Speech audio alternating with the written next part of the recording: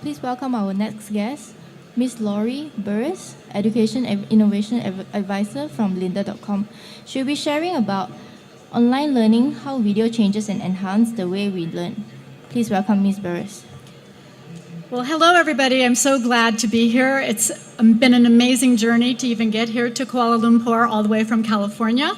And of course, when I first arrived, I was sitting in the hotel eating breakfast, and the first thing I saw in the Kuala Lumpur newspaper was about the fact that everybody is using video. In fact, I might ask you, how many of you have made a video, any video, for social reasons, school reasons? I would think by the end of this year, almost everybody in this room will have tried making a video at least once, and certainly your students will have. So one of the things that I want to let you know is that I've been using video in my teaching practices for over a decade, and there's really this point right now, this aha moment, where there's this explosion of video. Every business wants a video up there, people are teaching with videos, the resources are finally cheap enough and accessible enough that anybody can make a video, but most importantly to me is the idea that there's really a demand for it, that people want these experiences. They want simulations. They want experience learning and project-based learning, and this is one of the ways that they can do it. It's easier than reading 10,000 words. They want to see that experience and be in it. So what is out there right now? So I'm going to give you a little tour of some of the teaching videos that I've seen. The first one that I'm going to show you is 3 case studies. One from an open education resource in the United States, one that my daughter found for something that she needed to learn, and one from Lynda.com. Now this first one is an OER. I hope you all know what that means, an open education resource. Stanford decided about 5 years ago to put a lot of their courses online, and since I teach in experience design and interaction design at Pasadena City College, I thought this would be a really great way to prep for it. I'd take this HCI class. So I got very excited about the fact that I could take a Stanford class for $0 right from my own office space at home, and I want to show you what the video is like. In July of 1945, a man named Vannevar Bush wrote an article for the magazine The Atlantic Monthly. He called it As We May Think. And it was a really notable article because to date, almost all the uses of technology have augmented our physical abilities. Bush had the idea that we could augment our mental abilities, our intellectual abilities. So who is this guy? Bush was vice president and dean of engineering at MIT from 1932 till 1938, where incidentally he was Fred Terman's advisor. Fred became the dean of engineering at Stanford and for many is the father of Silicon Valley. In 1939, Bush moves to Washington. So I'll stop your misery. That was 45 seconds of sheer torture. And I want to just scrub through this because for this $5,000 a unit course, notice that students keep coming in and out the entire time. And by the end of this lesson, what is the teacher doing but looking straight down at his notes and reading them to the students? So here's my question to you. What is wrong with this video? Name some of the things that are really going terribly wrong. Raise your hands. Raise your hands. Come on, shout it out. What's going wrong with this?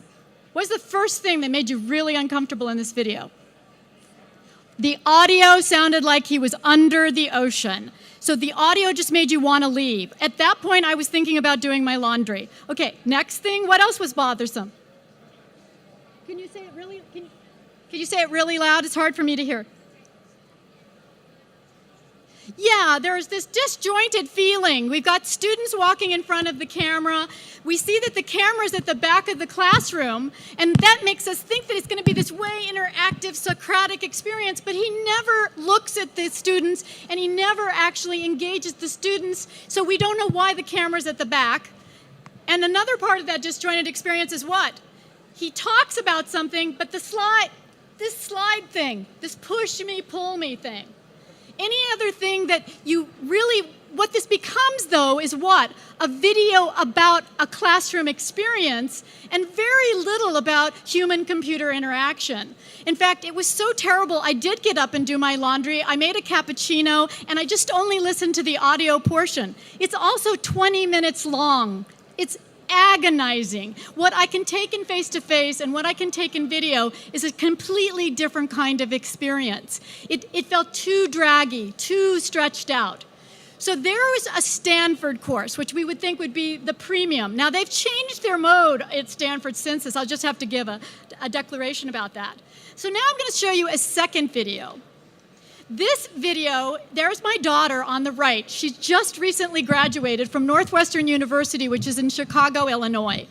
And she came home to live with me last summer and said, I've got to go find a job. I've got to work on my resume. And I, who've been helping students for years and years, said, do you want some help? And she goes, no, no, no. Mom, if you want to learn something, you go on YouTube. And she runs up the stairs and heads to her bedroom. She comes back down. I look at her resume. I said, this is great. How did you learn how to do this? She says, I watched a video on the internet. I learned how to do this by going to YouTube. Now, keep in mind she was up there for an hour and a half, but I want to show you the video that she watched.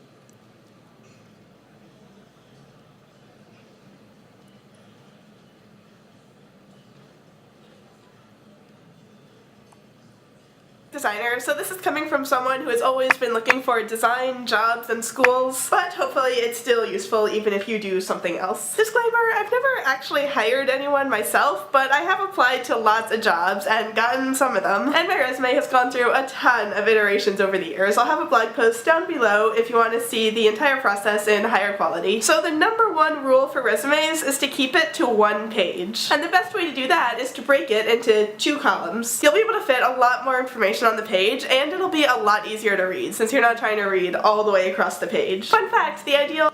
So that was the same amount of time that we watched the other video. So what are 4 or 5 things that this girl did right on this video? And she's just a person who's running her own blog. What did you think was good about this video? Yeah? Say it.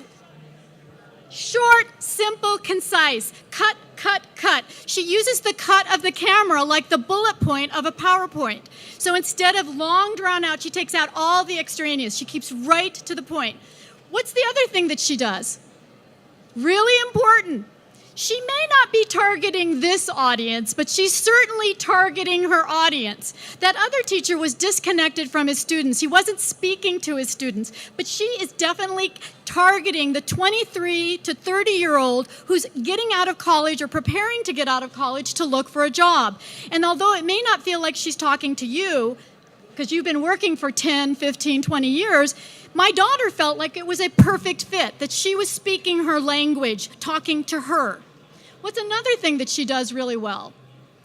She makes me want to look at the entire website. When she says, look down below, I actually start scrolling. I have to engage with this video. I cannot be passive and get this experience. She's very clever. Without using any code, she uses the devices in the browser to make me scroll up and down that browser. You've got to give her chops for that. She does a good job. Some other things that she does is she says right off the bat who she is, that she's not someone who hires people, but she is a student who's had to go look for jobs, and she wants to share her experiences. So she identifies her expertise. She gives a big idea, which is I'm only going to focus on the resume, and I'm going to give you my 5 or 6 simple, discrete steps. And then she actually concludes. And one of the things that you see with the browser for YouTube is what? That you get this slideshow. Do you see how you get a storyboard effect? I can scrub this and see where things are. I can go back and forth in this. It allows me way more interactivity because the player itself is designed to let me see the content. Whereas before, I had no idea what was coming. It was much more like being in a movie theater and watching left to right. So I really love where her camera placement is. She really has done this in her bedroom in a studio apartment in San Francisco. She has no training as a video artist, and so you're kind of amazed by this video. So let me switch back to my keynote. The other thing that was quite charming about this is that 1 week later, my daughter had an unpaid internship, and 2 weeks later, they decided to hire her. So it did pay off. Now, what was the downside of this experience? She spent 2 hours looking at videos in YouTube. There's so much stuff up on YouTube. It's hard to do a selection. It wasn't easy like the Stanford course. Oh, I want that course. It was a lot of scanning and selecting. And our students are spending a lot of time doing that. And are they using the best search and selection processes? This is something we should evaluate. The other thing that I liked about it is that when I went on the site, she got instant feedback from the people. People said, this was better than any course I took in college about how to prepare my resume. The last comment says, guess what? We loved your video so much, we had a resume party for all of us who'd just gotten out of college, and we showed your video, and we all sat down and ate and worked on our resumes together. So some people took this video and did more with it. And that feedback, that sense of community, you could see why my daughter felt like this was her people. These were people talking to her. So what do we know? What have we learned in over a decade at Lynda.com? We know that multisensory integration, we know that the brain works, that vision trumps all of our senses. It starts at a very, very young age. And if we stimulate several senses at once, we remember things because that becomes an experience. We've also found from Dr. Richard E. Mayer, who teaches at UCSB in Southern California, that there are certain multimedia rules that students learn better from words and pictures. Don't separate them. Put the two concepts together, both the abstract and the physical. That they learn better if things are together. That didn't work in that first video. We couldn't see what he was talking about as he was talking about it. Group things spatially the way they need to be. Spatial contiguity. Are we designing a screen that you can read? When the second girl, the college student, was speaking, she put herself on the left side and her ideas on the right side. We could see the examples. And finally, is it coherent? Do you get rid of everything that's not important? It's not important to watch a teacher pass out papers. It's not important to hear the TA say your study hall starts in 2 hours. None of that's important. Just to get those kernel, those aha moments, the very essence of what you need. And they do learn better if the screen is moving. So intuitively, that young college student kept the screen moving like that. It wasn't ever static. Whereas the other guy finally was frozen in his teaching style. Nobody at Stanford, none of the instructional designers gave him some support and told him how to work with the camera in front of the classroom. And therefore, he was a dismal failure. So what do we do at Lynda.com? Before we even start a course, we do what we call engaged discovery. We do the what, the who, the why, the objective, and the tone. We never want to be condescending. We never want to talk down to the learner. We want the learner to feel as though we're there to nurture, to share, and to uplift them and bring them along through this experience. So now I'm going to show you one of our little clips. Again, just about 45 to 60 seconds. Here are the 3 common types of design presentations that I'll be reviewing in this course. A small, informal presentation could be as simple as a meeting to discuss the status of the project, or to present some research, strategy, sketches, or inspiration. Many times these presentations are internal and often include only members of the creative team. The goals are to usually share ideas and facilitate whatever phase the project is in. They tend to be collaborative and can include working materials such as sketches, screens, and whiteboards. An approval phase presentation is more formal. It includes the decision makers who will give the go-ahead for the project to move forward. Often these presentations are off-site and require significant preparation regarding physical or digital mock-ups. There is more at stake here because this type of presentation proves the designer properly understood the problem and created great solutions. A formal presentation is one where you or your team speaks to a larger audience, say over 20 people. There's less interaction between the presenter and the audience, and the presentation is highly structured and choreographed. So this is an amazing little piece of film. This is something I was never taught in college when it would have been so helpful for me to understand how to present compelling ideas and how to present to small groups, to medium groups, and large groups, and how to keep people on task around an idea and a proposal or a research design or a grant proposal. And what we see here is that using the multisensory approach, the camera is always moving. Nothing is on the screen for more than like 15 seconds. And using what we know about academic pedagogy in video, we get the big idea, we place Veronica as the expert graphic designer teaching practices that she's learned through her design practice, and we see the small ways in which we can do that.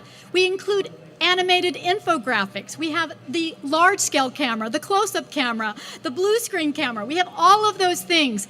It goes out to a quality assurance. It goes out to a sound producer. It takes 75 people at lynda.com to make this 75-second clip because it involves all of that professionalism, learning what we've learned about teaching and learning what we've learned about video for learning. So we can learn better with video, and we can have these moments where 75 seconds we learn a whole lot, and we have the ability to do this. We can learn differently than face-to-face and understand that they can live side by side.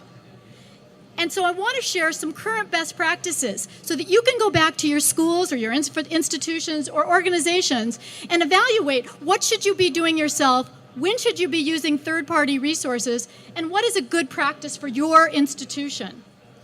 The first thing is keep it bite-sized, short, and to the point. We found that 4 to 7 minutes is the length of time that most people, it gives you a chance to give one big idea and 4 to 7 discrete steps. Audio is the most important. We will accept bad quality audio in the internet, but we will not, bad quality video on the internet, but we will not accept bad audio. Bad audio is so disturbing to us. It rattles our bones. It makes us feel like nails on the chalkboard that we will leave because of that. We found that if we keep the screen moving and don't rest, that we've actually done heat tests and heat maps. If we leave a PowerPoint slide on for over 15 seconds, the eye starts moving off, which means the learner is not paying attention. You've all done lectures in class, and right now I see that different people are wandering in and out because we're not synchronously together. We're all learning at our own pace. We found that with transcripts, we can search the content and go right to the spot. We don't have to read it any differently than we would scan a textbook. Repetition and failure. Somebody can watch this as many times as they need without any shame and without any blame. It's very hard for the culture of students to admit that they don't know something in front of their peers. There's no test, no stress. The idea here is to learn something, not to get graded on something. And that we've added controls that make it easy to customize the experience. We can change the speed, we can add closed caption, we can do full screen, we can bookmark, and we can scrub back and forth. We add everything that we can to make it as easy as using the way you know how to use textbooks. We make it simple. We don't reinvent the table of contents when the table of contents has been working since Socrates' time. It's a great way to do hierarchy. We believe in choice, that every student will come to these videos and start where their learning should start. And if they're smart, they'll go ahead, and if it's too hard for them, they can go backwards, that they can find where they belong in the course. Time and location. Our students adore the fact that they can learn anywhere, anytime on any device. They are device agnostic. And that every one of you should be believing that there's both need for synchronous and face-to-face teaching and asynchronous, and find that sweet spot. Where do you belong in that? How do you want to mix up your class? What do you want to do in face-to-face time, and what do you want to do in offline time? I've worked very hard to find it. I'm a good storyteller. I'm not going to give up storytelling. But I do ask my students to watch videos that are very repetitive and instructional outside on their own time with their earbuds in. And engagement. Are we keeping them engaged? So we've learned a lot, and what we found out is if somebody sees that a video is 60 minutes long, they will dump out in the first 5 seconds. But if a video is 4 to 7 minutes, 50% of them will stay and watch the entire video. There is now learning analytics about learning with video. We also have learned a lot about neuroscience, and we found that of the 12 brain rules that John Medina talks about, 5 of them we have. The attention, the short-term memory, the long-term memory, the ability to repeat, the sensory integration, the vision that trumps all other senses, and most importantly, we are all naturally explorers. The tendency is so strong that it is capable of turning us into lifelong learners. I had to figure out how to get from the Kuala Lumpur airport to my hotel at 2 a.m. on a 17-hour different time change. I don't think I did a very good job on negotiating my taxi, but I did get to my hotel by 3 a.m., even though no one had warned me that it was hours away from anything. So we do learn how to adapt to situations. And there's so much going on in this space. There's so many people trying new things. We're seeing Sol Khan Academy. We have the TEDx lectures. We see that even all of our television and cable companies are giving us new ways and new form factors for viewing things at our own time, anywhere we want to do it. And MIT is actually experimenting with annotated video where we can add commentary. We're seeing that everybody's trying to capture their best things and that anybody can be a teacher on the internet. And more importantly, we're even seeing new ways to teach with video. For instance, in our new courses on development and coding, we're now having an inline text editor right there side by side with the video. That's coming up in the next quarter at lynda.com. So you can type the code and get a right or wrong answer as you're watching the video. This is all great and interesting stuff. It makes me want to be part of this Explorer team.